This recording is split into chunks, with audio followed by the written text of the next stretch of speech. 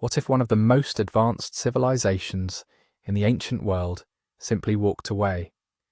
No burning cities, no famous last battle, no conqueror standing over the ruins declaring victory. Just 4 million people, spread across a territory larger than ancient Egypt and Mesopotamia combined, gradually letting go of everything they had built. That's the story most textbooks skip entirely, and it might be the most unsettling collapse of them all. Before we dive in, drop a comment right now and tell me where in the world you're watching from and what time it is there. I genuinely want to know who's out here losing sleep over ancient history with me. Number 1, the Indus Valley Civilization. Around 2600 BCE, while most of the ancient world was still figuring out basic urban planning, a civilization was already operating cities that looked like they had been designed by a committee of engineers. We're talking about settlements like Mohenjo-daro and Harappa, places that housed tens of thousands of people in carefully laid out grid streets with standardized brick sizes used consistently across settlements separated by hundreds of miles. Think about what that implies for a second. Standardization across that kind of distance doesn't happen by accident. It suggests coordination, shared systems, and a level of civic organization that is genuinely staggering for the era. Their drainage infrastructure was arguably the most sophisticated in the ancient world. Homes connected to covered sewers, wastewater channeled away from living areas, public bathhouses that hint at rituals or hygiene practices we still don't fully understand. They had granaries large enough to suggest centralized food storage. They had a trade network that reached all the way to Mesopotamia, moving carnelian beads, lapis lazuli, and cotton textiles across thousands of miles of land and sea routes. And sitting at the center of all of this is one of archaeology's most maddening puzzles, a writing system that has never been deciphered. Hundreds of inscribed seals discovered across the region, carrying symbols that have resisted every attempt at translation for over a century. We cannot read what they left behind. We don't know their kings' names, their gods' names, or their own name for themselves. What we do know is that whatever they built, it was remarkable enough to sustain a population that may have represented 10% of the entire world's people at its peak. So what happened to it? For a long time, the leading explanation had a clean, dramatic shape to it. An Indo-Aryan invasion, a wave of outsiders sweeping in and destroying what stood before them. It was a theory that fit neatly into a certain way of thinking about how civilizations end, which is to say, violently and suddenly. There were even skeletal remains at Mohenjo-daro unburied in the streets that seemed to support the idea of a massacre. But when archaeologists looked more carefully, those bodies didn't cluster around any single violent event. They came from different time periods. The evidence for a coordinated military conquest simply doesn't hold together the way the theory once promised it would. Many historians today treat that narrative with significant caution, not necessarily dismissing outside migration entirely, but questioning whether conquest explains the scale and the timeline of what the archaeological record actually shows. What the evidence increasingly points toward is something slower, and in some ways more frightening, because it has no single villain. The Saraswati River, or what is now identified as the ancient Gagga-Hakra river system, appears to have shifted dramatically during this period. Rivers don't just provide water. In an agricultural civilization, they define where life is possible. When monsoon patterns began weakening somewhere around 2000 BCE, the effects would have rippled outward across everything. Crop failures, water scarcity, pressure on the enormous granaries that had once been points of civic pride. The trade networks that connected Indus cities to Mesopotamia also appear to have contracted sharply around this time, and scholars aren't entirely sure whether environmental stress caused the trade collapse, or the trade collapse accelerated the environmental pressure. It was likely both at once, a feedback loop grinding an entire world down. What makes the Indus Valley decline so philosophically interesting is that it probably wasn't a collapse in the cinematic sense at all. The population didn't vanish. What seems to have happened is a gradual dispersal, a kind of civilizational exhale. People moved. Smaller rural settlements in the east and south grew as the great urban centres shrank. The massive cities didn't fall, they thinned out. The elaborate drainage systems stopped being maintained not because of a conqueror's order, but because the people who had kept them running were no longer there. Complexity doesn't always end with an explosion. Sometimes it ends with a slow, quiet migration towards something simpler and more survivable. That transformation left almost no written record we can read. The seals went silent. The standardized bricks stopped being made. And one of the most accomplished urban civilizations in human history faded into the archaeological layers without a famous last stand, a named emperor, or even a story we can tell with confidence about who they were. That's what makes this one haunt me. We have the streets, we have the drains, we have the seals covered in symbols that no one alive can read, and we have almost no idea what they called themselves, what they believed, or how they felt as their world changed around them. The Indus Valley civilization is a ghost that left its infrastructure behind, and we're still walking its streets trying to understand what it's telling us. And this is only the first collapse on this list. Number 2, the fall of Akkad. Here's a pattern that shows up again and again in the story of collapsed civilizations. The moment a society looks most powerful is often the moment it is most exposed. The Akkadian Empire understood this the hard way, and what happened to it echoes so loudly through the centuries that some historians argue it shaped the entire political imagination of the ancient Near East for 1,000 years afterward. Akkad was, by any reasonable measure, something new in the world. Around 2334 BCE, a ruler named Sargon rose from what appears to have been genuinely humble origins, and through military genius and ruthless consolidation, he built the first true multi-ethnic empire in recorded history. Not a city-state, not a regional coalition, an empire stretching from the Persian Gulf all the way to the Mediterranean, absorbing dozens of distinct peoples, languages and traditions under a single administrative system. The scale of it was unprecedented, and for roughly a century it worked.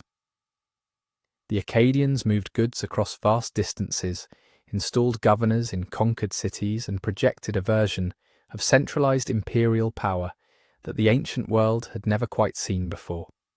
Then, within the space of what appears to be a few generations, it came apart. The political cracks were visible before any climate event entered the picture, and this is worth sitting with, because it's tempting to reach for a single, dramatic cause and stop looking. The empire was administratively overstretched almost from the beginning, governing dozens of distinct city-states with different legal traditions, different gods, and different ideas about who deserved loyalty required an enormous amount of ongoing coercion and negotiation. When that coercion eased, even briefly, the rebellion started. Historical records from the period describe waves of uprising against Akkadian authority, particularly from Sumerian cities in the south that had never fully accepted being absorbed. Elite instability compounded the problem.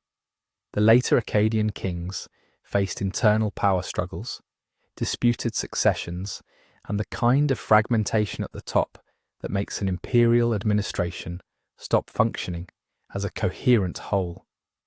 The empire was showing internal fractures that might have brought it down, regardless of what the climate was doing. But then the climate did something extraordinary. This is where one of the most discussed events in ancient climate history enters the story. Around 2200 BCE, a prolonged and severe drought swept across a vast region stretching from the Mediterranean to the Indus Valley. Researchers call it the 4.2 kiloyear event, a term that doesn't quite capture how devastating it appears to have been. Archaeological evidence from the ancient city of Tel Leilan in northern Syria, which was a major Akkadian administrative centre, shows a stark and sudden layer of wind-blown dust and ash consistent with sustained drought conditions. The city appears to have been abandoned rapidly around this period. Evidence from lake sediment cores, from stalagmite records in caves, and from ancient soil layers across the region all converge on the same conclusion. Rainfall dropped sharply and stayed low for what may have been 1 to 2 centuries. For an empire that relied on agricultural surplus from northern Mesopotamia to feed its administrative and military apparatus, this was potentially catastrophic. Without reliable harvests, the granaries that underpinned imperial power became hollow symbols. Tax revenues collapsed, soldiers needed feeding, governors demanded supplies that weren't arriving, and into this spreading food stress came another pressure from outside. The Gutians, a people from the Zagros mountain region, appear in Akkadian records as increasingly destabilizing raiders during this period, moving into a weakened imperial system and accelerating what was already fracturing from within. But here is where the serious debates begin, because this history is not as clean as it sometimes gets presented. Some scholars are skeptical that the 4.2 kilo-year event was as universally devastating as the most dramatic accounts suggest. The timing of the drought and the timing of Akkad's collapse don't align perfectly in every regional study. Some areas within the empire may have experienced the drought earlier or later than others, and the precise moment Akkad ceased to function as a coherent political entity is itself contested, because imperial collapse rarely happens on a single date. It tends to happen in stages, with some parts of the system degrading long before others finally give way. What we are looking at is almost certainly an interaction between multiple pressures rather than a single killing blow, which is actually the more important lesson here. What the Akkadian case really shows us is how imperial systems manufacture their own vulnerability. The very mechanisms that make an empire powerful, centralized administration, long-distance supply chains, dependent regional governors, are also the mechanisms that transmit a shock from one region outward across the entire system. When the northern agricultural zones failed, the failure didn't stay local. It travelled along the same networks that had once carried wealth. The empire had become too interconnected to absorb a disruption that a looser collection of city-states might have survived by simply pulling inward. There's something deeply uncomfortable about that. It suggests that the organisational achievement you celebrate at the peak is also, in a very real sense, the thing that eventually defeats you. The Akkadian Empire was remarkable enough that ancient Mesopotamians looked back on Sargon as something close to a legend for centuries after the empire's collapse. But the world Sargon built couldn't outlast the combination of its own administrative strain and a climate that stopped cooperating. And Akkad is far from the last civilization on this list to discover that lesson at enormous cost. Number 3, the Old Kingdom crisis. The Akkadians weren't alone in learning that lesson. Half a continent away, along one of the most reliably fertile river systems on Earth, another civilization was quietly accumulating exactly the same kind of vulnerability, and when it finally broke open, it produced one of the most debated episodes in all of Egyptology. Egypt's Old Kingdom is the civilization that most people picture when they close their eyes and think of ancient Egypt. The pyramids at Giza, the Sphinx, an almost incomprehensible concentration of royal power translated into stone monuments that have outlasted every empire that ever tried to conquer them. For roughly 5 centuries, from around 2686 BCE onward, the Old Kingdom operated as one of the ancient world's most impressive experiments in centralized authority. The pharaoh wasn't merely a king, he was a living god, the axis around which the entire cosmic and administrative order of the Egyptian state rotated. Tax collection, irrigation management, grain distribution, religious authority, all of it flowed through the royal centre. It was an extraordinarily elegant system. And like the Akkadian Empire, its elegance concealed a structural fragility that would only become visible once the pressure arrived. What happened next, sometime around 2200 to 2150 BCE, is described in modern scholarship as the First Intermediate Period. The centralized authority of the Old Kingdom fractured. Regional governors, figures known as nomarchs, who had once been appointed administrators serving at the pharaoh's pleasure, began behaving more like independent rulers. They stopped sending revenues to the centre. They raised their own armies. They decorated their tombs with the same kinds of imagery and inscriptions previously reserved for royalty. The pyramid building stopped, and Egypt entered what appears to have been several generations of political fragmentation, regional competition, and, according to some ancient sources, genuine social upheaval. The question that archaeologists and historians are still working through is exactly what caused it, and the honest answer is that it was almost certainly not one thing. The internal political pressures were already building before any environmental crisis entered the picture. The later reigns of the 6th dynasty show signs of administrative strain. The extremely long reign of Pharaoh Pepi II, which ancient sources place at an almost implausible 90 years, may have created a succession vacuum that destabilized the machinery of royal authority precisely because the machinery had been built around a single person's divine centrality. Regional governors who had once been loyal agents of the crown were now several generations into their roles, with their own local power bases, their own networks of obligation, and their own reasons to value autonomy over submission. The fiscal demands of pyramid building had also placed enormous strain on the state's resources. You cannot extract that much labour and material from a landscape indefinitely without generating administrative debt somewhere. And then the Nile stopped cooperating. Evidence from sediment records from ancient lake levels and from inscriptions found at the site of Hatnub and elsewhere points toward a period of significant Nile flood variability around this time. The Nile's annual inundation was the biological heartbeat of Egyptian civilization. Too little flooding and the crops failed. Too much and the infrastructure was destroyed. Either way, the agricultural surplus that powered the state evaporated. Some of the most striking evidence comes from texts that appear to describe famine conditions with disturbing directness.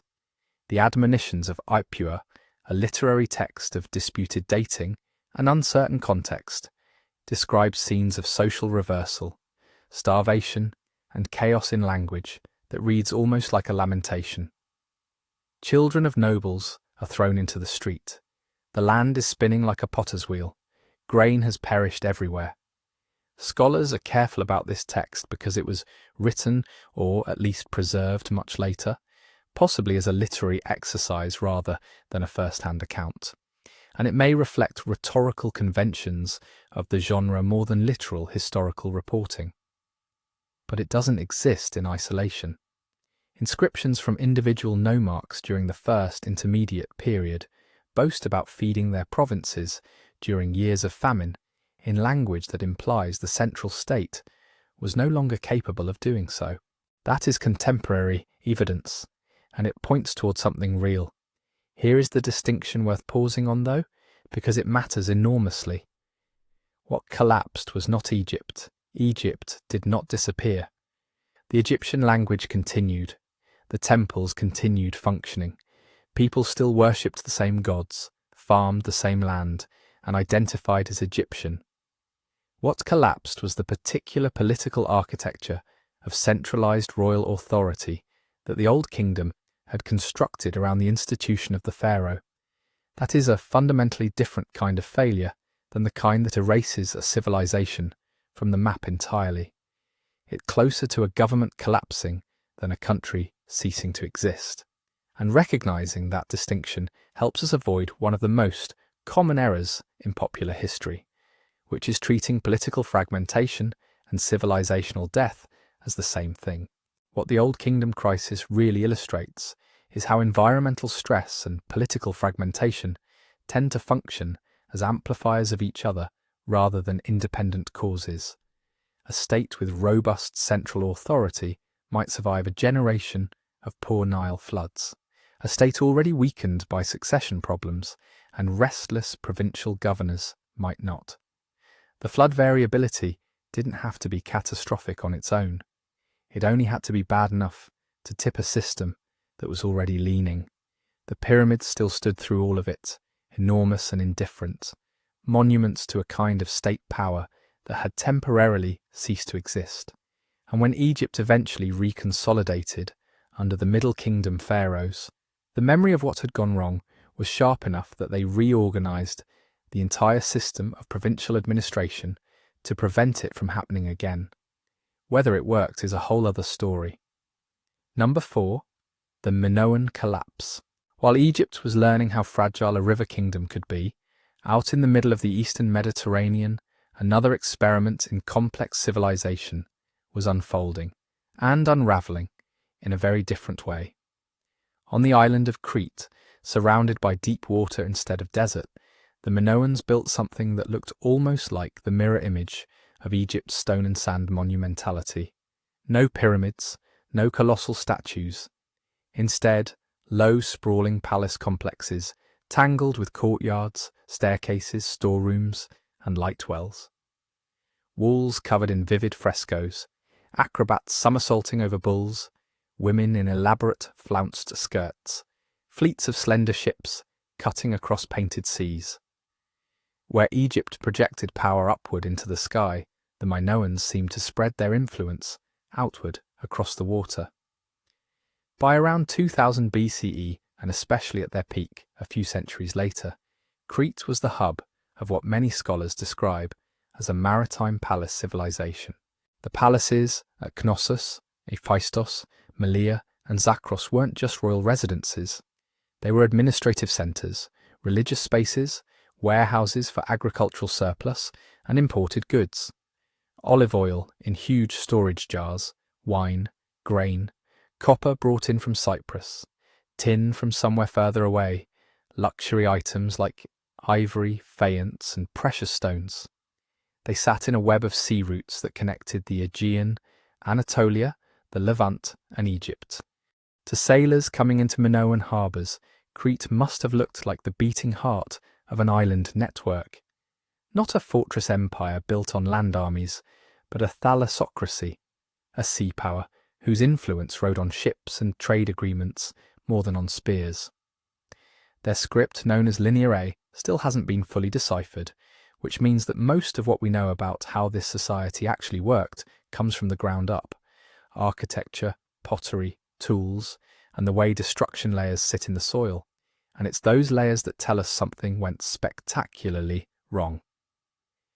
If you've ever heard anything about the fall of the Minoans, you've probably heard one explanation. A volcano blew them up. The idea is simple and cinematic. On the island of Thera, modern Santorini, a monstrous eruption tore the top off a volcanic island, unleashed tsunamis, dropped ash over the region, and wiped out Minoan civilization almost overnight. Sometimes it gets pushed even further. This was Atlantis destroyed in a single day and night. It makes for a powerful story. It's also, when you get into the details, not quite what the archaeology shows. The eruption of Thera was real, and by Bronze Age standards it was almost unimaginably large. We're talking one of the biggest volcanic events in several thousand years. The island's centre collapsed into a caldera. Ash and pumice blanketed much of the Aegean. At the port town of Akrotiri on Thera itself, entire streets have been found sealed under meters of volcanic material, like a Bronze Age Pompeii without the bodies. Radiocarbon dating, ice cores from Greenland, and tree ring anomalies all seem to cluster this event around the mid-2nd millennium BCE. But here's the first complication: the timing. For a long time, there was a tug-of-war between two chronologies. Radiocarbon and environmental proxies pointed toward an eruption date around 1620 to 1600 BCE. Egyptian historical synchronisms, based on imported Minoan goods found in datable Egyptian contexts, seem to push it later, maybe closer to 1550 BCE. That might sound like an academic quibble about a few decades, but when you're trying to figure out whether an eruption coincides with a civilization's visible decline, the difference between before and after matters a lot. Layer by layer on Crete, the picture that emerges is not one of simple, instant annihilation. The Thera eruption did not bury Knossos under ash. Many Minoan sites on Crete show continued occupation after the eruption layer. Some even appear to flourish for a while afterward. That doesn't mean Thera was harmless. It does mean the relationship between volcano and collapse is indirect, messy, and stretched out over time. So what did Thera actually do to the Minoans? One possibility is direct physical damage, but not necessarily on Crete itself. If tsunamis radiated out across the Aegean, any Minoan ports on nearby islands or low-lying coastal areas would have been in the firing line. Warehouses, ships, harbours painstakingly built up over generations could have been swept away in hours. Even if Crete's big palaces weren't literally knocked down by waves, the maritime network that fed them could have taken a serious hit. Another possibility is atmospheric and climatic. A large eruption can inject so much material into the stratosphere that it alters climate for several years. Cooler summers, disrupted rainfall patterns, shorter growing seasons. For an island population whose elites depended on predictable agricultural surplus and seaborne trade, a run of bad harvests and unstable weather wouldn't necessarily kill the civilization outright, but it would squeeze everything else that was already under strain. And there were already other stresses. Archaeological evidence from several Cretan sites shows repeated earthquake damage. This makes sense. The entire region sits on active fault lines. Collapsed staircases, tumbled walls, rebuilt sections of palaces that look suspiciously like repairs after seismic events rather than simple renovations. In some phases, you can trace a kind of rhythm, building up, shaking down, building again, this time slightly differently. Over decades and centuries, that sort of constant rebuilding sucks up resources.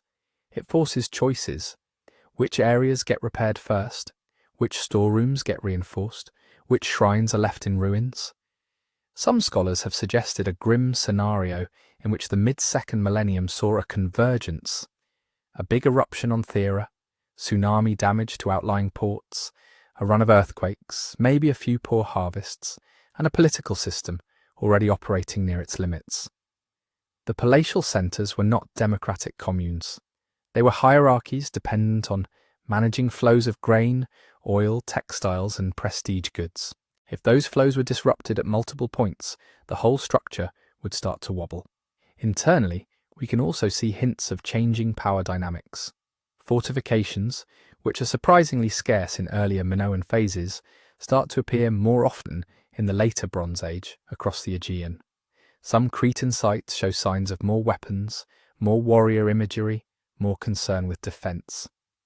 That might reflect greater external threat, internal competition, or both. The old image of peaceful matriarchal Minoans living in eternal harmony with the sea has mostly been retired by modern scholarship. They traded, they taxed, they stored surplus, they probably fought when they needed to.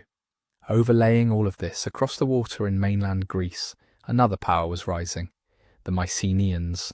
From fortified hilltop centres like Mycenae, Pylos and Thebes, Mycenaean elites were developing their own palatial systems, heavily armed, more obviously militarised, and plugged into many of the same trade routes. Early on, Crete seems to have been the senior partner in this relationship. Minoan-style pottery, art motifs, and perhaps even administrators show up in Mycenaean contexts. Over time, though, the balance appears to shift. By the later 15th century BCE, many Cretan sites begin to yield material that looks much more Mycenaean than Minoan. At Knossos, the largest palace on Crete, Linear B tablets, a script used to write an early form of Greek, appear after a destruction horizon. That suggests that at some point, possibly a few generations after the Thera eruption, the Mycenaeans either took over Knossos directly or installed a ruling class that operated in their language and administrative style. It is tempting to write this as a clean narrative. Volcano weakens Minoan society. Mycenaean warriors sail in and take over. End of story. The layers on the ground don't quite cooperate with that either. There isn't one single final cataclysm that wipes all Minoan sites off the map at the same moment. Instead, we see what looks like a series of crises and transformations. Some sites are destroyed by fire in one period and rebuilt. Others are abandoned entirely. Knossos survives longer than many, under what looks to be Mycenaean control, before finally declining itself. Rural settlements shift. Some coastal sites shrink or disappear, while inland areas gain relative importance. Trade patterns reorient. Egyptian records that once show abundant Cretan goods begin to feature more Mycenaean ones instead. This is why scholars still argue about whether it even makes sense to talk about the Minoan collapse. Was there a single decisive break, or was it a protracted, multi-stage unravelling in which volcanic disruption, earthquakes, tsunamis, trade shocks, internal political strain, and foreign takeover all played roles at different times and in different places? Part of the problem is that we are trying to reconstruct high-stakes political history from broken pots, fallen walls, and a written record we mostly cannot read. Linear A remains opaque. We don't have Minoan chronicles telling us that, in the 10th year of so-and-so's reign, a great wave came and half the fleet was lost, or that a rival from the mainland seized the throne. We don't even know what names the Minoans used for themselves. What archaeology can show us is pattern: burn layers, abandonment horizons, imports drying up in one place and appearing in another. It can show us that, after a certain point, the palaces that defined Minoan Crete's golden age were either gone or completely transformed, and that the island's role in the wider Mediterranean noticeably changed. It can't tell us exactly what that felt like to the people living through it, whether they understood it as collapse, conquest, religious crisis, or just a series of bad years that never seemed to fully end. So when we talk about the Minoan collapse, what we're really naming is the disappearance of a particular way of organising life on Crete: palace-centred, sea-oriented, painted with bright frescoes, and lubricated by long-distance trade. It didn't vanish in a single roar of volcanic fury. It faded, fractured, and was partially absorbed into something new, leaving behind enough ruins and mysteries that we're still arguing about the sequence 3,500 years later.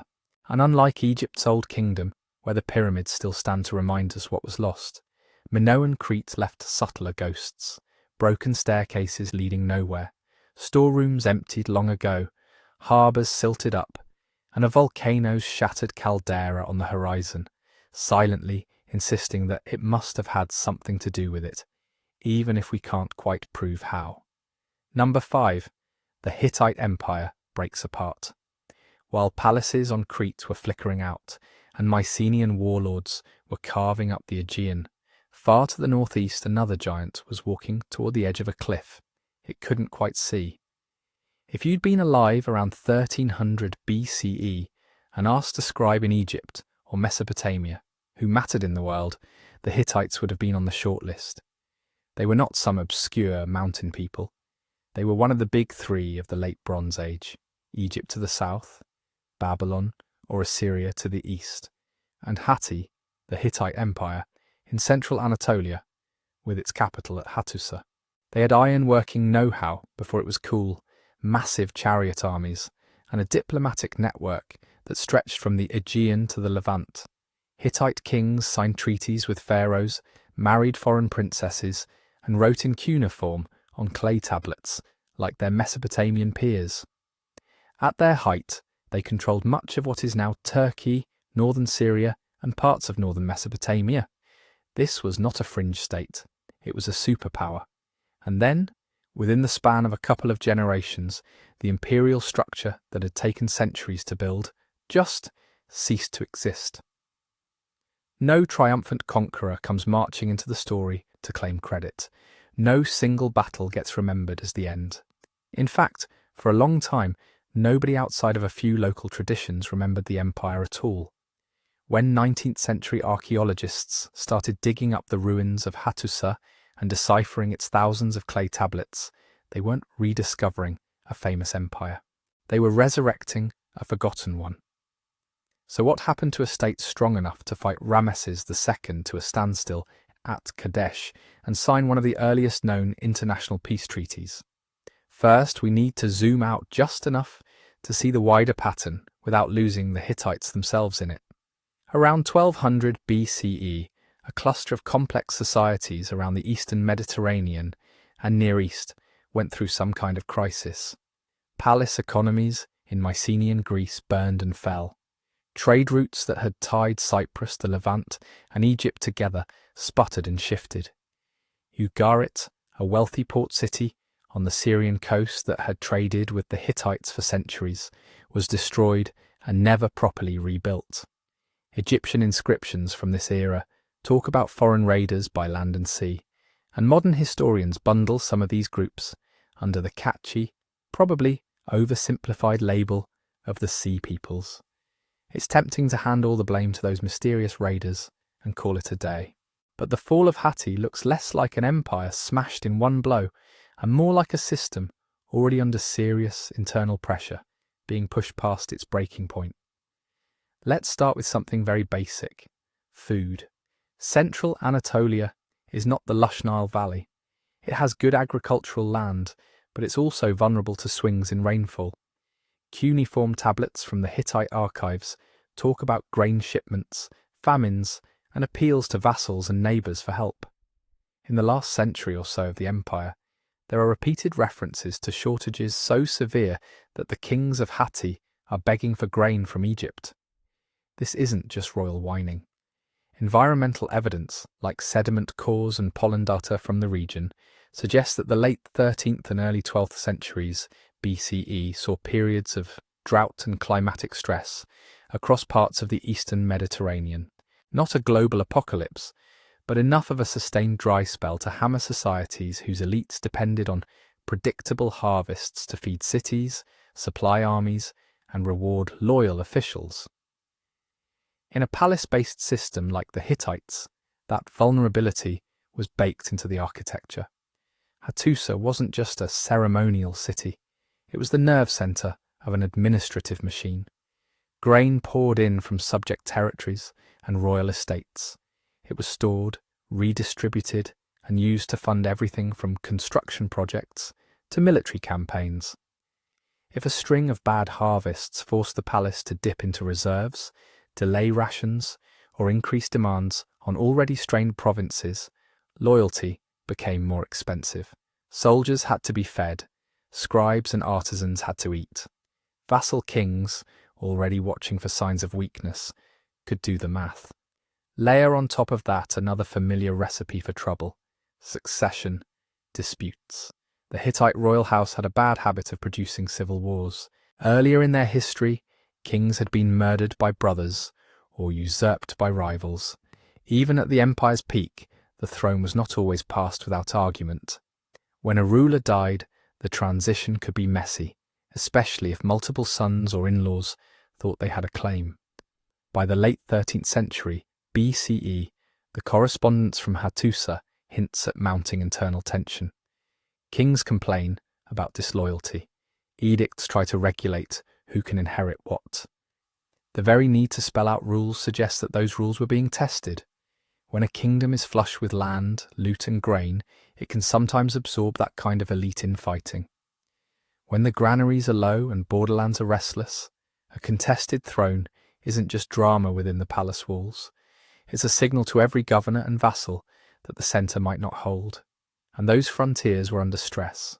The Hittite Empire had grown by conquering and then managing a patchwork of regions: western Anatolian lands with their own local rulers, Syria with its urban centres and rich trade routes, buffer zones facing rival powers to the east. Maintaining that patchwork meant constant diplomacy, backed by the threat of force. Letters from the archives show Hittite kings scolding client rulers, threatening them, cajoling them, sometimes forgiving outright rebellion, because they simply couldn't afford the cost of crushing it again. In the West, Mycenaean Greeks, known in Hittite texts as the Ahiyawa, appear intermittently as both trading partners and rivals, meddling in shorelines and islands the Hittites wanted to control. In the north, groups like the Kaska plagued the Hittite heartland with raids, forcing kings to campaign repeatedly just to keep them at bay. In Syria, Egypt and Hatti had carved up influence after Kadesh, but local kings knew they had at least two big powers to play against each other. Now imagine trying to juggle all of that while crops are failing and your own succession looks shaky. Into that already volatile mix come groups on the move, some by land, some by sea, who show up in Egyptian and Levantine records as foreign invaders and mercenaries. These are the people we compress into the phrase sea peoples. Were they a single ethnic bloc? Almost certainly not. Did they topple every palace they encountered by themselves? The evidence suggests otherwise. What they likely did do in the Hittite sphere was add another layer of shock to a system that had lost much of its resilience. Merchant letters from Ugarit mention enemy ships and desperate pleas for help. At some point around the early 12th century BCE, key Hittite vassal cities in northern Syria were attacked and destroyed. Trade that had once flowed smoothly between central Anatolia, the coast and Cyprus suddenly became dangerous or impossible. If you're Hattusa, already struggling to feed your population and pay your army, the loss of wealthy Syrian provinces and maritime connections is not an inconvenience, it's a catastrophe. Archaeologically, we see Hattusa itself go quiet. There's a destruction horizon, burned buildings, collapsed walls, and then a sharp break. The grand capital of Hatti is abandoned. The clay tablets stop. The palace bureaucracy that once tracked everything from horses to hostages simply vanishes from the record. But that does not mean the Hittites as a people evaporated. This is where it's crucial to separate imperial collapse from cultural extinction. After Hattusa falls out of the story, we start to see something new in the early Iron Age.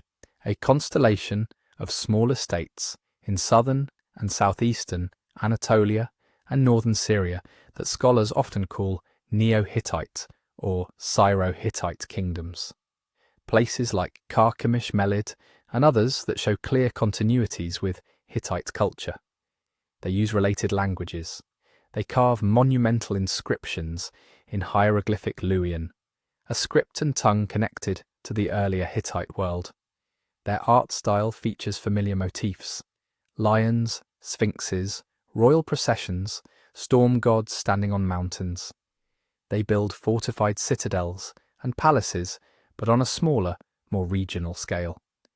Some of their rulers even claim descent from the old royal line of Hatti, suggesting that at least part of the imperial elite found new life as local kings. To neighbouring Assyrians, these states were real political actors, not ghosts. Assyrian annals list campaigns against Hatti centuries after Hattusa had been abandoned, using the old imperial name as a kind of shorthand for the people and culture of that region. So when we talk about the fall of the Hittite Empire, what we're marking is the disappearance of a particular kind of political structure, a centralised, palace-run, chariot-heavy superstate that could stare down Egypt and divide Syria by treaty. That structure was brittle. It relied on surplus funneled through a capital, on long-distance trade, on keeping a web of vassals in line, and on the ability of one royal house to manage succession without tearing itself apart. Drought, food crises, internal power struggles, frontier warfare, and external raiders did not each arrive politely one after another. They overlapped, fed into each other, and exposed just how little slack the system had. When enough pillars cracked at once, the roof came down fast, but under the rubble people survived. They spoke related languages, worshipped familiar gods, reused old symbols, and built new states on a smaller footprint. The imperial Hatti vanished from the diplomatic stage. Hittite traditions did not simply blink out. The story of the Hittites is a reminder that when we say an empire collapsed, we're often describing a political and economic failure, not a sudden wiping out of a whole culture.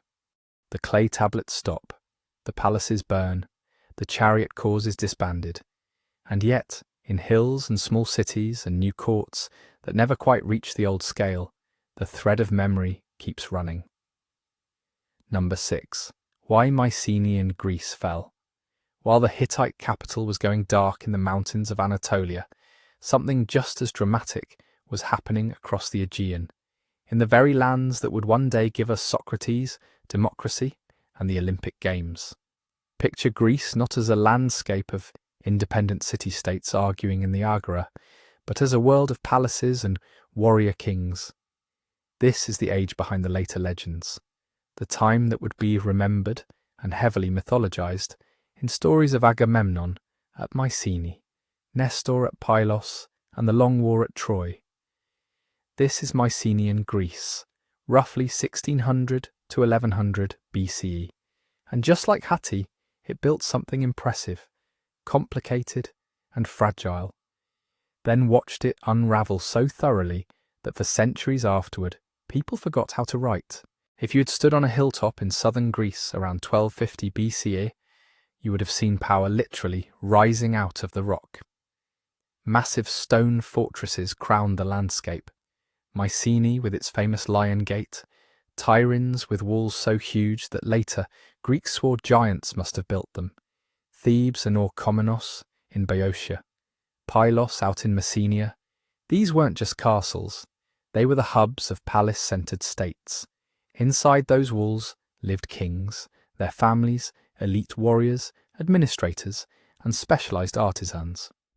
Around them stretched a patchwork of farms, villages, and smaller towns, all plugged into the palace economy. Grain, oil, wine, wool, and bronze flowed in as taxes or obligations.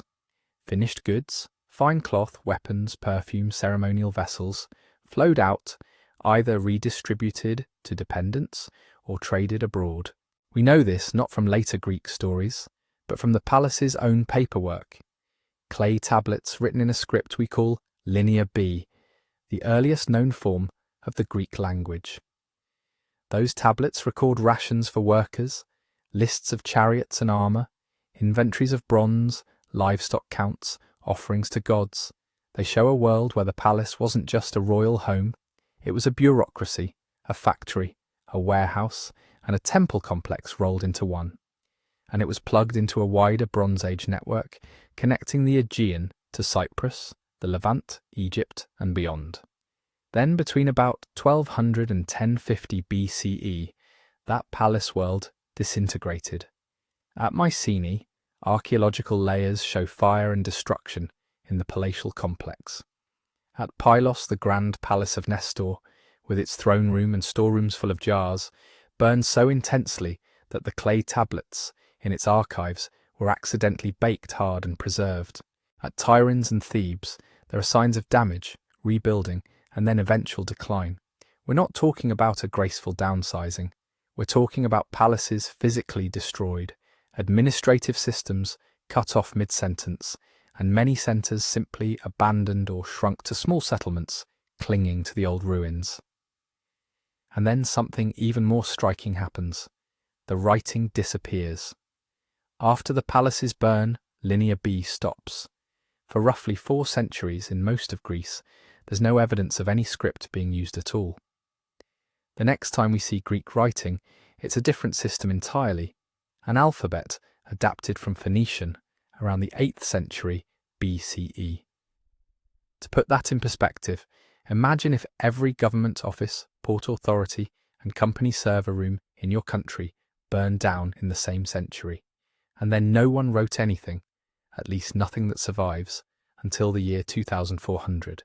That gap is one big reason historians talk about a Greek Dark Age, not because people vanished, but because the old palace-centred complexity collapsed. Population appears to have dropped in many regions, trade networks shrank, and our sources go almost completely silent. So what happened? Why did this system fall apart so thoroughly? As with the Hittites, there's no single smoking gun text that says, "Here's why." What we have is a mix of archaeology, environmental data, later literary echoes, and a series of overlapping theories. Let's start with what we can see on the ground. Those destruction layers at the palaces, many of them show signs of violent burning, toppled walls, smashed structures. That suggests war, raids, internal conflict, or some combination. At Pylos, some of the last Linear B tablets seem to mention preparations for coastal defence and possible enemy ships, hints, not a full narrative. At the same time, luxury imports from abroad, fancy pottery, exotic materials, become rarer in many parts of Greece after around 1200 BCE. Long-distance trade doesn't end, but it becomes patchier, more localised. Metal is still used, but bronze becomes harder to source in some areas, and there are signs that recycling of older metal objects becomes more common. Settlement patterns change too. Some regions see abandonment of lowland sites and the rise of small defensible hilltop villages. Populations in certain areas clearly shrink. Burial customs shift. In some places there's simply less stuff, fewer large buildings, fewer high-status goods, thinner archaeological footprints. So we have destruction, abandoned or diminished centres, lost writing, and shrinking trade networks. The symptoms of a major multi-layered crisis are all there. Explanations cluster into several broad categories, and they're not mutually exclusive. One is internal unrest, social tensions boiling over in societies where power and wealth were highly concentrated in palace elites. If you're a free farmer, a dependent worker, or a lower-ranking warrior in this system, your livelihood depends on a palace that expects your labour, your crops, and sometimes your life in return. If that palace starts failing to deliver because of famine, mismanagement, or overextension, loyalty can crack. You don't need an invading army if enough people inside the walls decide they've had enough. Another is what scholars call systems collapse. The Mycenaean world wasn't isolated. It was deeply tied into that late Bronze Age international network. Palaces imported copper and tin for bronze, luxury goods, and probably grain at times. They exported oil, wine, textiles, and more. Diplomatic marriages and gift exchanges smoothed relationships. This web made the system powerful, but also vulnerable.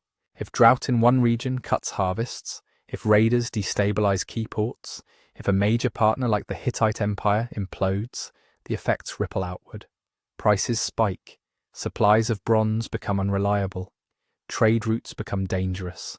A palace economy, fine-tuned to a particular flow of goods and obligations, suddenly faces shortages and shocks from multiple directions. Earthquakes are another piece of the puzzle. Greece sits on active fault lines, and there is archaeological evidence of quake damage in some Mycenaean sites around this period. Cracked walls, shifted foundations, collapsed structures. It's unlikely that earthquakes alone caused the collapse, but in a stressed, tightly wound system, a major quake hitting a key palace could be the difference between a bad decade and a fatal one. Then there are external raiders and migrating groups. Roughly the same time Egyptian sources mention people on the move by sea and land, some of whom may have touched the Aegean. Whether we want to connect them directly to the so-called sea peoples is still debated, but it's plausible that coastal raids, pirate-style disruptions of shipping, and opportunistic attacks on weakened centres all played a role in chipping away at the palatial order. Climate stress rounds out the usual suspects. Pollen cores and other environmental data from parts of the eastern Mediterranean suggest episodes of drier conditions and cooler temperatures around the 13th to 12th centuries BCE. Not an on/off switch, but enough to cause repeated poor harvests in marginal lands. In a subsistence household economy, that's tough but sometimes survivable. In a palace economy that's already promising rations, supporting specialists, and arming chariot warriors, it can be catastrophic. A couple of really bad years and suddenly the stores are empty. The king is sending out desperate orders, and regional officials are tempted to look after their own. The key thing to understand is that the Mycenaean collapse wasn't likely caused by one factor marching in alone. It looks more like a cascade. Climate stress nudges harvests downward. Palaces squeeze farmers harder to make up the difference. Social tensions rise. At the same time, foreign partners falter, trade becomes less predictable, and bronze becomes harder to secure. Earthquakes damage a few major centres. Raiders test weakened coasts. A succession dispute breaks out here, a local rebellion there. Each shock removes a bit of slack from the system until in a relatively short span, multiple palaces burn or are abandoned. The administrative network snaps, and the whole palace-based way of doing politics and economics simply can't reboot. So where does Homer fit into all of this? Centuries after the palaces fell, Greek bards were still singing about a great war at Troy, about kings of Mycenae and Pylos, about fleets of ships and heroic duels. The Iliad and Odyssey, written down much later, preserve that tradition. It's tempting to read them as eyewitness reports of the Mycenaean world and its fall. But they're not. They're a blend, a distant memory of a real Bronze Age elite culture, filtered through centuries of oral storytelling, mixed with later Iron Age realities, and shaped into epic poetry. The heroes in Homer carry bronze weapons and fight from chariots like Mycenaean elites. But the social world he describes is also distinctly later in many ways. We should see these stories less as historical documentaries and more as cultural echoes, distorted reflections of a time of great kings and great upheavals that lingered in memory long after the palaces were dust. For all the drama of the collapse, though, Mycenaean Greece didn't vanish into nothing. People survived. Villages endured. Some religious sites show continuity of worship from the Bronze Age into the later Greek world. Certain place names, like Athens, Thebes, Corinth, span both eras, even if their political roles changed. Elements of Mycenaean art and symbols carry forward in modified form. The very language of later Greeks is a descendant of the tongue written in Linear B. The stories of heroic ancestors, of a far-off age of greater warriors and fallen cities, helped shape Greek identity. Even the idea that there had once been a heroic age before a darker, poorer present shows up in early Greek thought. When writing returns with the alphabet, those memories become texts, and from that world will eventually emerge the classical Greece we recognise, still walking among the ruins of a palace society that collapsed centuries earlier. Mycenaean Greece fell, but it didn't reset the clock to zero. It turned a palace world into a patchwork of small communities, cut off from their old bureaucracies and distant trade partners, yet still carrying threads of language, cult and story. Out of that long, quiet, dark age, a new kind of Greece slowly took shape, one that remembered its own collapse as legend, and built a new civilization, literally, on top of the old graves. Number 7. The end of the Maya Classic period. If you've ever heard people talk about the Maya, you've probably heard some version of this line. They were an advanced civilization that mysteriously vanished. They didn't vanish. Millions of Maya people are alive today, speaking Maya languages, farming ancestral lands, keeping traditions that go back far beyond the pyramids you see in postcards. What did end, though, was a particular world, the age of powerful kings and towering cities in the southern lowlands, the classic Maya era. To understand how big that change was, we have to see what was there in the first place. For centuries before the so-called collapse, the classic Maya world was a chain of city-states across what's now southern Mexico, Guatemala, Belize, and parts of Honduras and El Salvador. Not one empire, but dozens of rival kingdoms. Tikal, Calakmul, Copan, Palenque, Caracol, Yaxchilan, and many more, each with its own royal dynasty, its own gods, its own ambitions. They were not just building pretty temples in the jungle, they were doing serious science, serious politics, and serious war. Maya astronomer priests tracked the movements of Venus, the Sun, and the Moon with jaw-dropping precision. They could predict eclipses and calculated planetary cycles over centuries. Their calendar system, actually several interlocking calendars, counted days continuously from a mythic starting point in deep time. If you've ever seen a long count date like 9.1, 6.4.1, 0.8, that's part of this obsession with tracking time at a cosmic scale.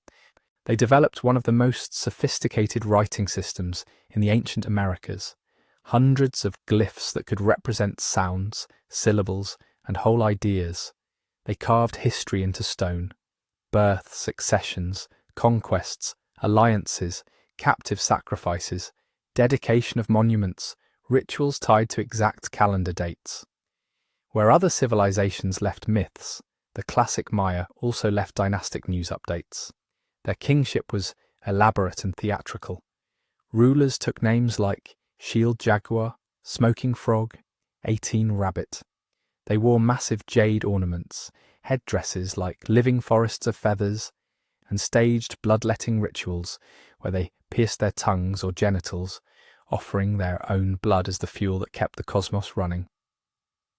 To rule was to be a go-between, part human, part divine, anchoring your city in the structure of the universe. And then there was the architecture.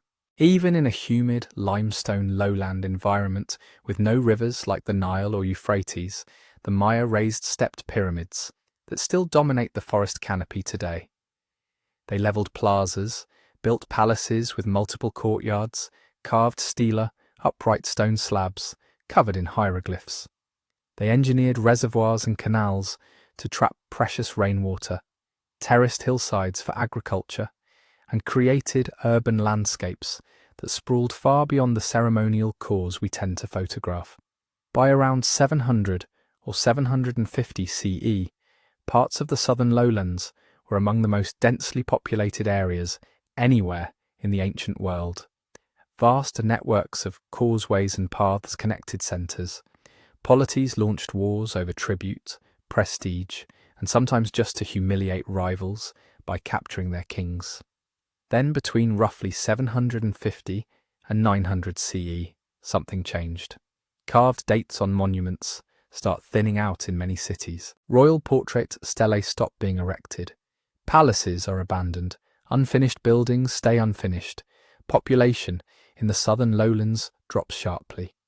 In some places like Copan in Honduras or Tikal in Guatemala, the grand centres that once pulsed with ritual life fall largely silent.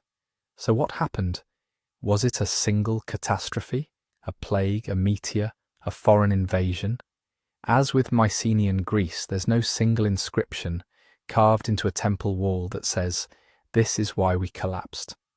What we see instead is a slow, uneven unwinding across different regions, driven by several interlocking stresses. One big piece of the puzzle comes from the climate.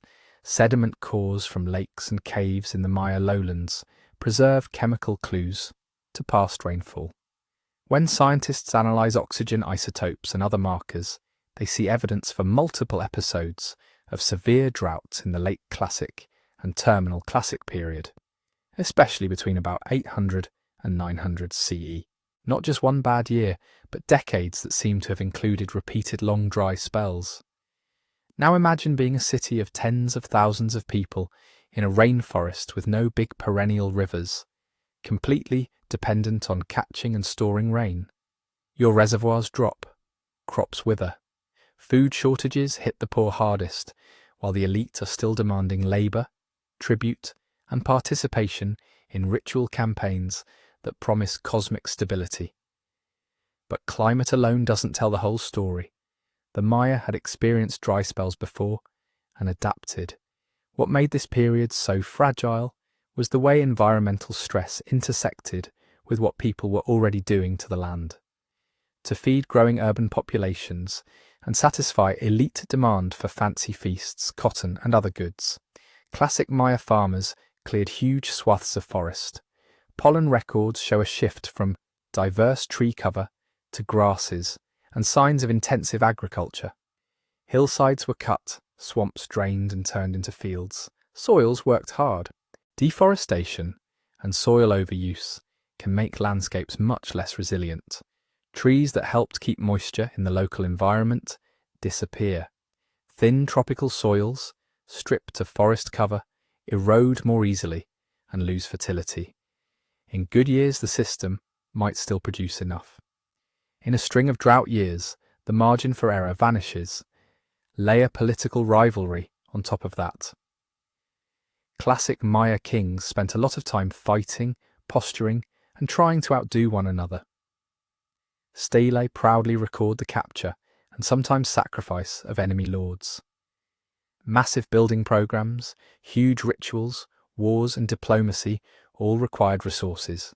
Food to feed workers and warriors, goods to give as gifts, labour to quarry stone and carve monuments. In times of plenty, this system could work. Kings could redistribute surplus, sponsor impressive ceremonies, and claim credit for keeping the cosmic order. But if harvests fail and reservoirs dry, the very same royal obligations become unbearable. Overextended states, locked into cycles of war and public display, may have had little room to pull back. Some scholars talk about overextension here. Cities and their rulers pushing agricultural systems right to the brink to maintain prestige and power, so that when drought struck, there was no slack left. Others emphasize internal class tensions, elites consuming more and demanding more from a population already stretched thin. What we see in the archaeology hints at social and political breakdown as much as environmental stress. Defensive works appear around some sites. In others, elite compounds show signs of squatting or repurposing. The last dates on monuments are often followed by layers of simpler, less elaborate building, or in some cases, no building at all. But there's a crucial nuance. Not every city fell the same way, or at the same time. Some centres in the southern lowlands show early decline in the late 700s. Others continue erecting monuments into the early 900s. Some places seem to shrink gently, with reduced populations and simpler material culture. Others appear to have been abruptly abandoned, with half-finished structures and scattered artefacts frozen in place. And while the southern lowlands were stumbling, other regions were adapting or even thriving.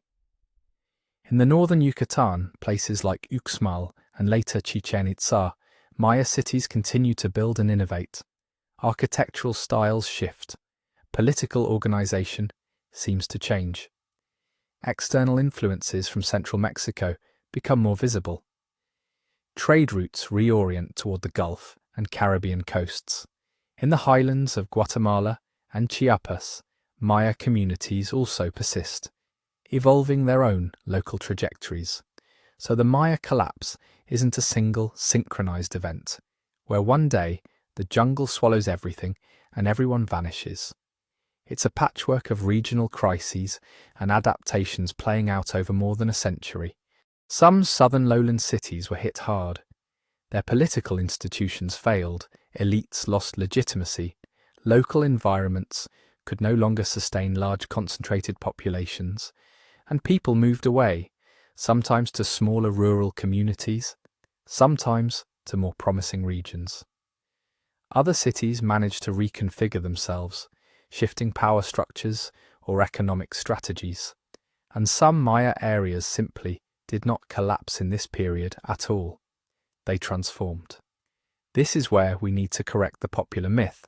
When people say the Maya disappeared, they're usually thinking about those empty plazas and tree-covered pyramids in the southern lowlands, and assuming that empty buildings equal vanished people.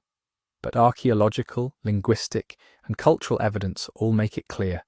Populations moved, identities changed, political systems faltered, yet Maya peoples endured. The descendants of the builders of Tikal and Copan did not blink out of existence. They shifted to new centres, adopted new religious forms, spoke evolving versions of their languages, and kept farming, trading, and negotiating life in a changing landscape. When the Spanish arrived in the 16th century, they encountered robust Maya societies with deep memories of earlier times. So rather than an overnight disappearance, think of the end of the Classic period as a drawn-out unravelling of a particular mode of kingship and urban life in one part of the Maya world. Drought-strained and already stressed environment, deforestation and soil exhaustion undercut agricultural productivity, political rivalry, and the demands of monument building and warfare pushed states toward overextension. When shocks came, sometimes in quick succession, some systems bent and adapted, while others snapped. What disappeared was not the Maya, but the age of great divine kings in the southern lowlands, ruling from stone-faced pyramids and broadcasting their glory in hieroglyphs. The people, and their culture in many forms, walked away from those palaces and kept going. Number 8. The Khmer Empire's retreat from Angkor. If you picture Angkor, you probably see one thing: that iconic lotus-crowned tower of Angkor Wat reflected in a still pool. Beautiful, yes, but that postcard image is hiding the real story. Because Angkor wasn't just one temple, it was one of the largest pre-industrial cities the world has ever seen. A sprawling urban and hydraulic machine stitched into the forests of what is now Cambodia. For a long time, scholars and tourists alike treated Angkor as a cluster of spectacular stone monuments floating in jungle emptiness. The temples were visible, everything else had vanished beneath the trees. It was easy to imagine a classic lost city scenario, a mighty empire suddenly collapsing and disappearing into the green. That story started to crack when archaeologists began to map not just the temples but the landscape around them, first with ground surveys, then with satellite imagery, and finally with LiDAR, lasers fired from aircraft that can see through vegetation to the ground. Researchers realized that the Angkor region was webbed with traces of human activity. Straight lines and right angles show up where no natural process would make them. Under the canopy, there are embankments, roads, mounds, ponds, and linear depressions that used to be canals. Grids of house platforms cluster around temple sites. Massive reservoirs, barrays, stretch for kilometers. Dikes and channels crisscross the terrain like veins. Put together, this isn't just a temple complex, it's a metropolis.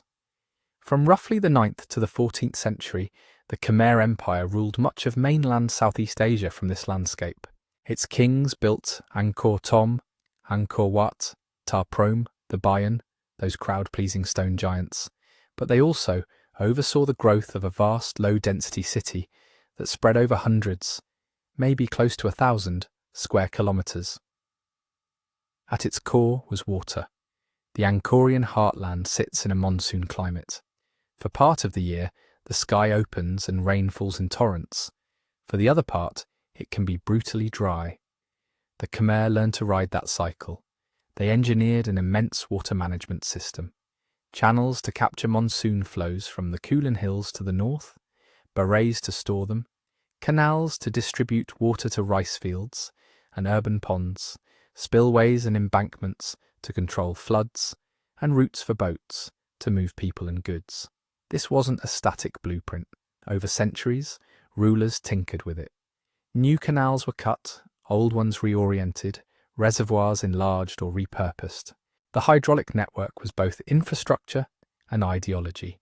Kings built monumental waterworks as visible proof of their merit and cosmic role, much like pharaohs with their pyramids. For a long time, this system seems to have been a strength. It allowed Angkor to smooth out seasonal swings, to support dense populations, to harvest multiple rice crops, and to anchor royal power in a productive core. But the same thing that made Angkor powerful may also have made it vulnerable when the climate began to behave more erratically. Lake sediments, tree rings from the wider region, and other environmental clues point to episodes of extreme climate variability in mainland Southeast Asia between the 13th and 15th centuries. Not just ordinary monsoon ups and downs, but severe multi-year droughts, punctuated by episodes of intense rainfall and flooding. Imagine this from the perspective of Angkor's water machine.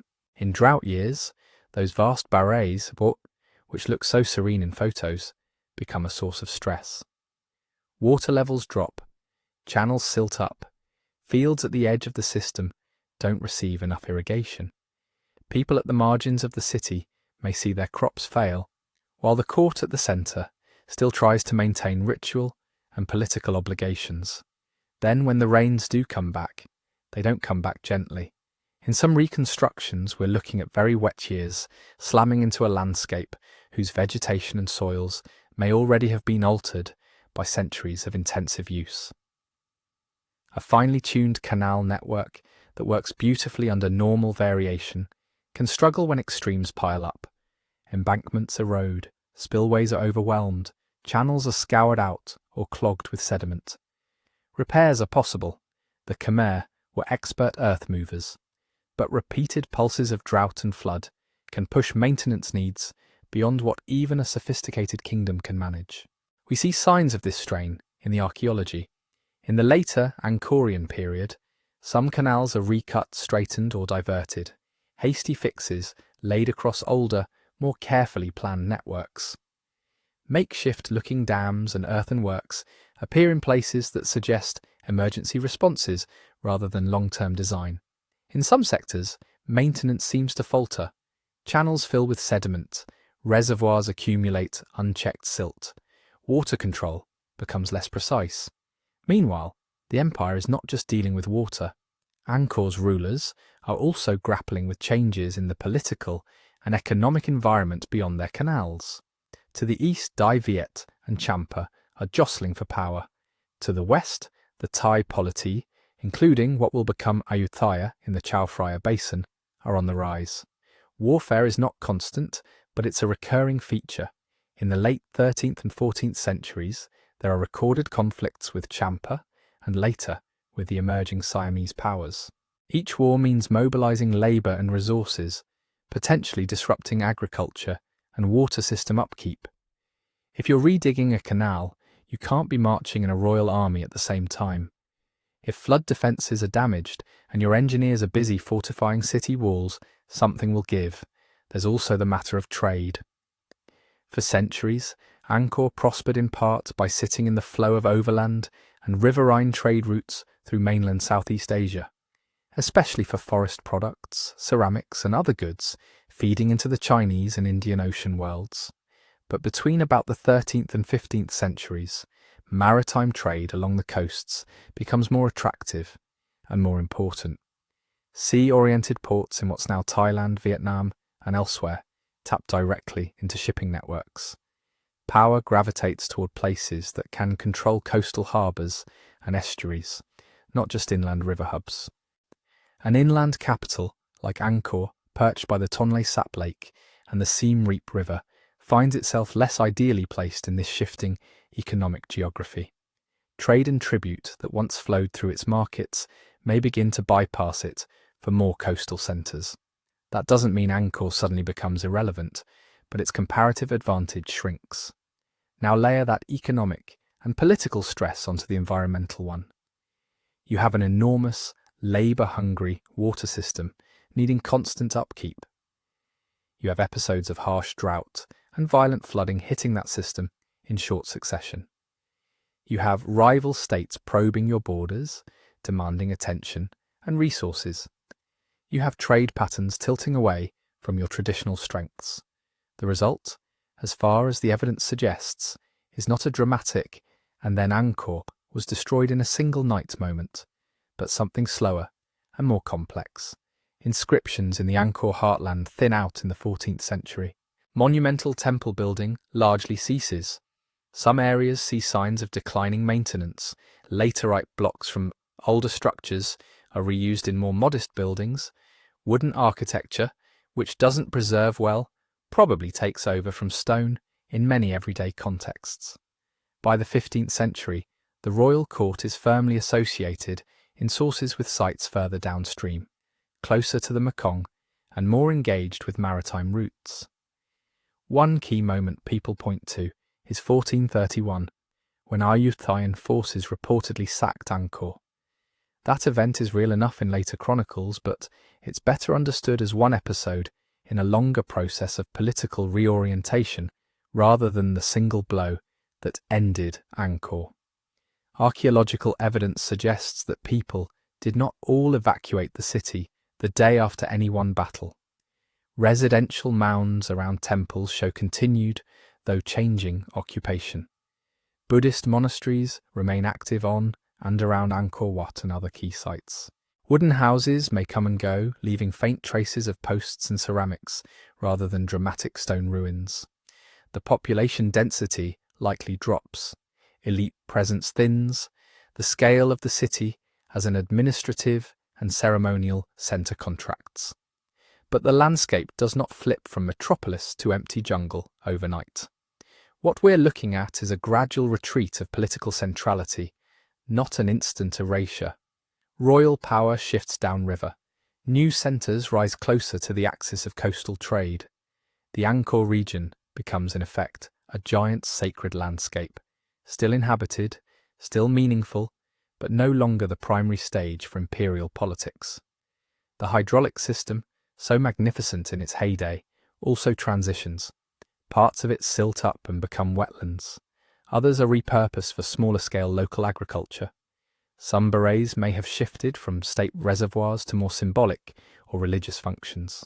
When French explorers and scholars arrived in the 19th century, they were encountering the ruins of a once vast city, but they were also walking through villages and monasteries that had never left.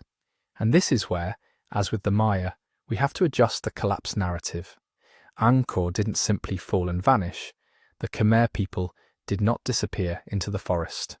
Instead, there was a long, uneven process in which climate stress, infrastructure fragility, warfare, and shifting trade all pushed the political centre of gravity away from Angkor's sprawling hydraulic city toward new configurations farther south. The resilience often gets overshadowed by the drama of ruined stone. For generations, Angkorian engineers kept adapting their waterworks to changing conditions. Households adjusted planting strategies and settlement patterns. Religious life continued, shifting over time from predominantly Hindu state cults to increasingly Theravada Buddhist practices. The capital moved, but cultural memory of Angkor endured in chronicles, inscriptions, and pilgrimage. When you stand in front of Angkor Wat today, you're not just seeing the corpse of a collapsed civilization. You're standing in the middle of a story of scale, how humans built one of the largest city water systems of the pre-modern world, rode it to empire, and then, under the pressure of climate and geopolitics, gradually let that scale go. The stone stayed. The people and their politics flowed on. Number 9. The mystery of Sangjingdui. If alien archaeologists ever dug up Earth and had to guess where our weirdest Bronze Age art came from, there's a good chance they'd point straight to a patch of Sichuan in southwest China. Because Sangjingdui does not look like anything else. Enormous bronze masks with bulging eyes that jut out like telescopes, stylized faces with blade-like ears, and sharp, almost beak-shaped noses. A towering bronze tree with curling branches and strange fruit. Human-like figures with elongated limbs, standing in rigid poses as if caught mid-ritual. This isn't the tidy, symmetrical bronze world you might associate with early Chinese dynasties on the Yellow River. This is something different, a distinct ritual universe. Sangjingdui sits in the Chengdu Plain in today's Sichuan province, and most of what we know comes from two huge sacrificial pits uncovered in the 1980s and a set of new pits that started to be excavated in the 2000s and 2020. Those pits are astonishing. They were filled with bronzes, jades, ivory, gold and ceramics, many deliberately broken, burned or otherwise killed before being buried. Some objects are clearly elite paraphernalia, high-status ritual gear, ornate masks, elaborate stands. Others look like they belong to a very specific ceremonial grammar we haven't fully decoded. Chronologically, we're roughly in the late 2nd millennium BCE, overlapping with the Shang dynasty farther east. But if you put a Sangjingdui bronze mask next to a typical Shang ritual vessel, you'd think they were made on different planets.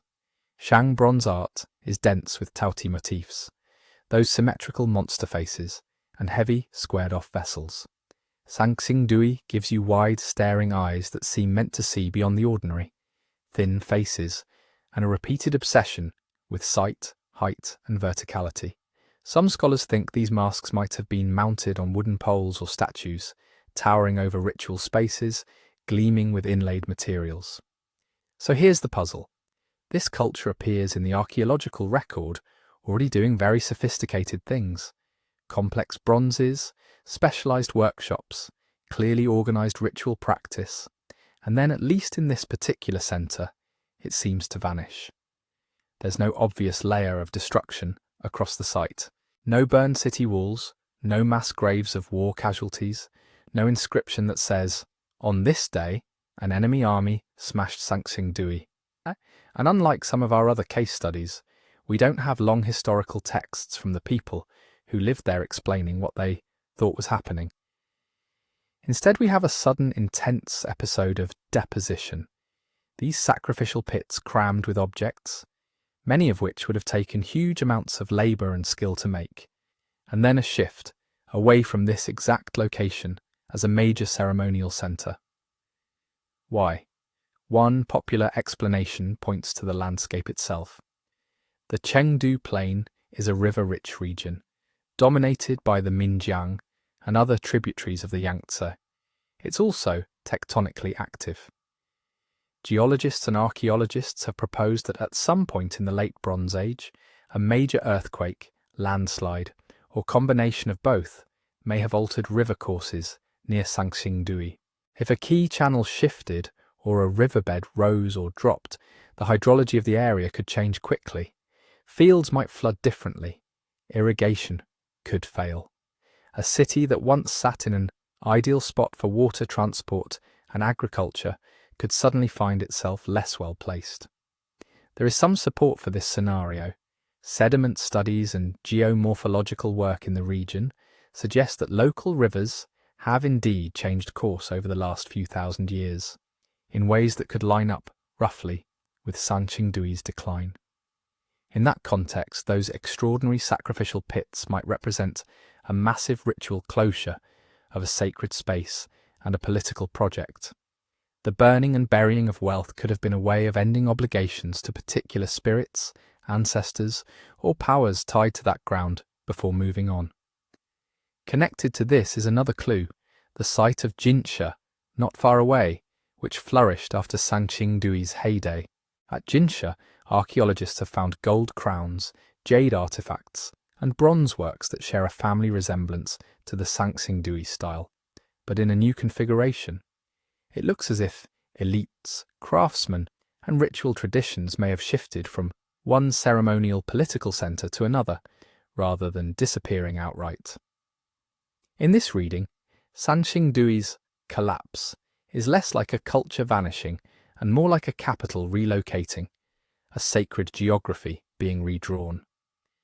Other scholars emphasise political reorganisation. Sichuan in this period was not an isolated bubble. The wider Bronze Age world of what is now China was full of interacting polities, alliances, rivalries, and cultural borrowing. As Shang power grew in the Central Plains, and as later early Zhou influences radiated, regional centres in the southwest may have been pulled into new networks of tribute, trade, and ideology. If power structures inside the Sanxingdui polity shifted, new factions rising, old lineages falling, external pressures mounting, a decision to concentrate resources elsewhere, to build a new ritual hub, or to adopt different styles would make sense. Again, those sacrificial pits could be part of that process, a spectacular end to one way of doing things, to clear the slate for another. And then there are earthquake-focused theories more narrowly. In a seismically active zone, a large quake could damage not only buildings, but also underground water flow, springs, and the stability of embankments. Imagine ritual platforms cracked, supporting posts twisted out of true sacred trees toppled. Even without a firestorm or invading army, a community might read such an event as a cosmic sign that this place was no longer favoured or safe. But here's the catch with all these ideas. The evidence is still thin, and the picture is still coming into focus.